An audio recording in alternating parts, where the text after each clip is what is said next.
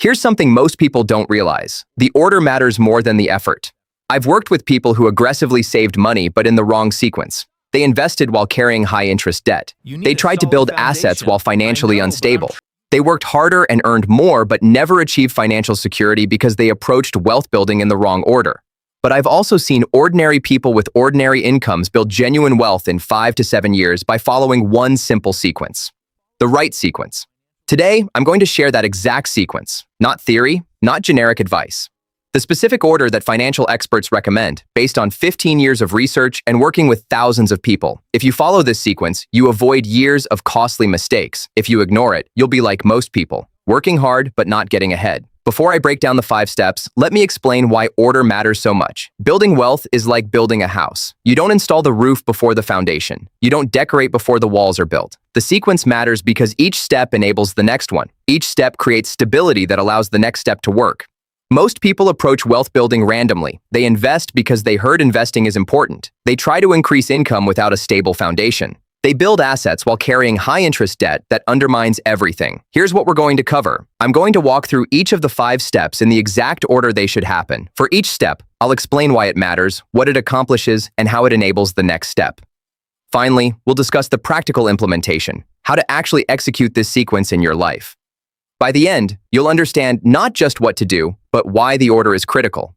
Step 1. Build your 3 to 6 month emergency fund. The first step is building a 3 to 6 month emergency fund. Not investing, not paying off debt aggressively. Building emergency reserves. This seems counterintuitive. People say, shouldn't I pay off debt first? No, not yet. Here's why.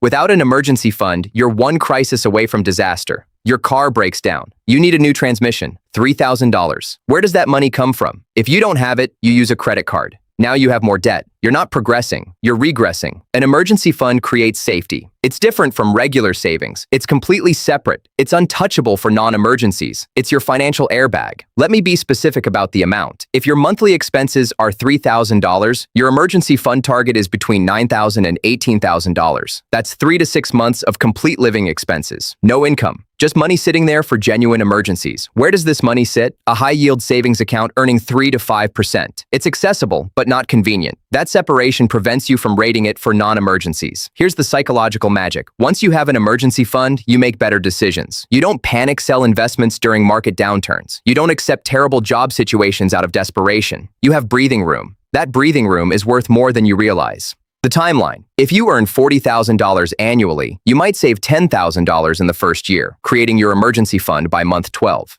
If you earn $60,000, you might accomplish it in 9 months. The specific timeline varies, but the principle is consistent. Emergency fund first. Step 2. Pay off high-interest debt. Once you have your emergency fund established, the second step is eliminating high-interest debt. What's high-interest debt? Credit cards averaging 17% annual interest. Personal loans at 12 to 15%. Car loans above 6%.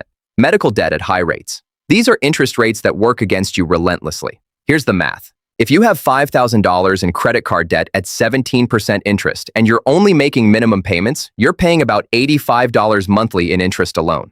That's $1,000 yearly just going to interest. You're not building wealth. You're paying the credit card company. The strategy: allocate aggressively to high-interest debt while maintaining minimum payments on everything else. If you have $5,000 in credit card debt and $3,000 in your car loan, focus on the credit card first. The math is clear. Paying 17% interest is a guaranteed negative return. There's no investment that justifies carrying 17% debt. This step is critical because high-interest debt is a wealth killer. It's money flowing out of your life to creditors. Every dollar you pay toward credit card interest is a dollar not working for you. The timeline. This step varies significantly depending on debt amount and income. Someone with $10,000 in high-interest debt earning $50,000 annually might accomplish this in 1 to 2 years of focused payment. The key is psychological. Seeing that debt decline creates motivation. Here's what's important. You're not trying to pay off all debt. Mortgage debt? That's fine. That's a tool. Car loans below 5%? Acceptable. We're talking about high-interest debt that's destroying your financial future. Step 3. Invest for the future. Now you have an emergency fund. You've eliminated high-interest debt. Now you can invest. This is where most wealth building actually happens. Not in the emergency fund, not in paying off debt, in investing. Here's what I mean by investing for the future: putting money into assets that appreciate and generate returns over decades.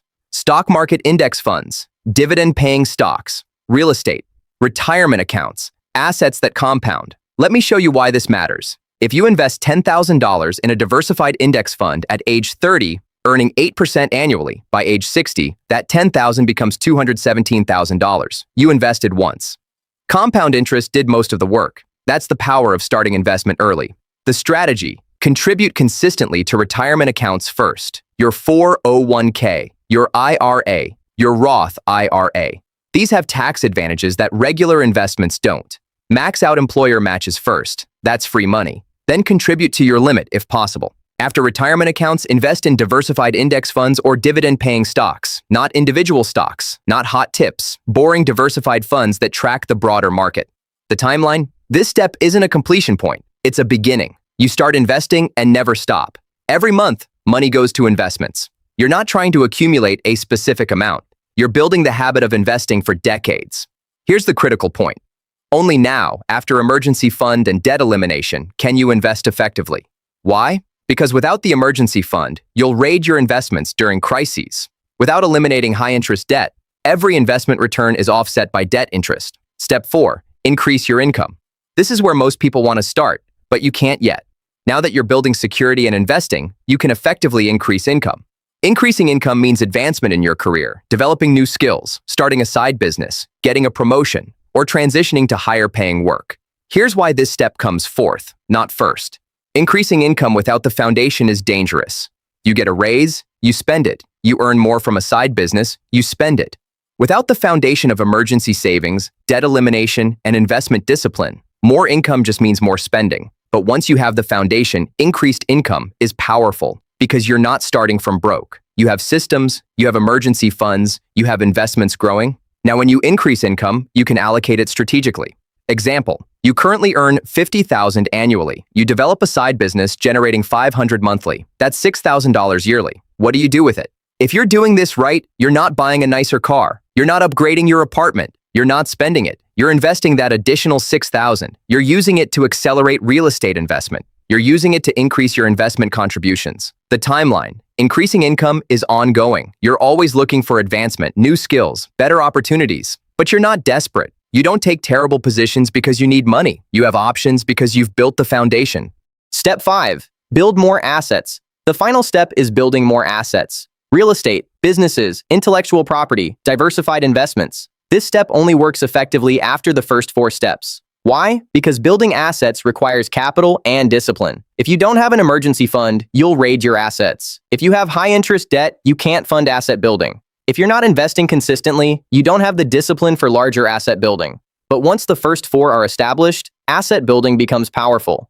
Let me show you the progression. You have $6,000 in emergency fund. You've eliminated credit card debt. You're investing $200 monthly. You've increased your income through promotion and side business. Now you have capital to purchase your first real estate property.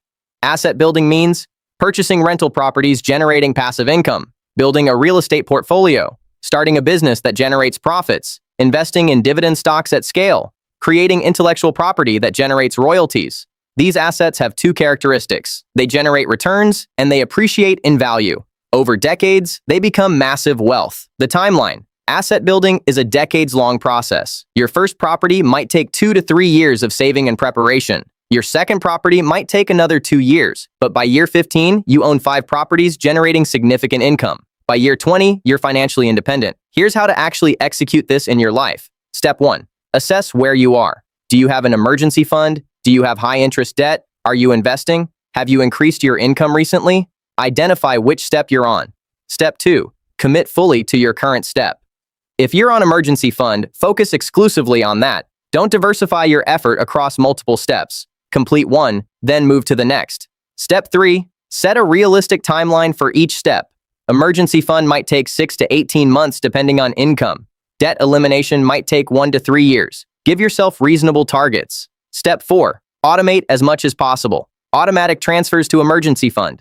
Automatic debt payments. Automatic investment contributions. Reduce reliance on willpower. Step 5. Review quarterly. Every 3 months, assess progress. Are you on track? Do you need to adjust? This regular review keeps you accountable and motivated. Step 6. Don't jump ahead. The sequence is specific for a reason. Don't try to aggressively build assets while carrying high-interest debt. Don't minimize emergency fund to invest more. Stay disciplined to the sequence. The order you build wealth matters more than how hard you work. Emergency fund first. Safety enables everything else. High-interest debt second. Stop the wealth leak.